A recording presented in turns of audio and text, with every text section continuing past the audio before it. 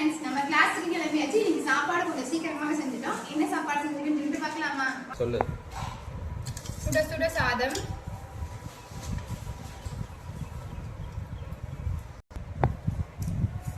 இது வந்து முள்ளங்கி வந்து தேங்காய் துருவல் போட்டு பொரியல் பண்ணியிருக்கேன். புதுசா இருக்கும், இது நல்லா இருக்கும் டேஸ்டா. நிறைய பேர் செஞ்சிருப்பீங்க.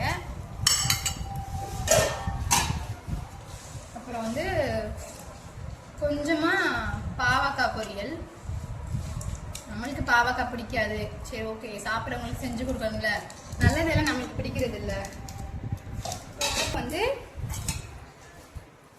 கத்தரிக்காய் முருங்கைக்காய் போட்டு இன்னைக்கு வந்து காரக்குழம்பு தான் வச்சிருக்கேன்.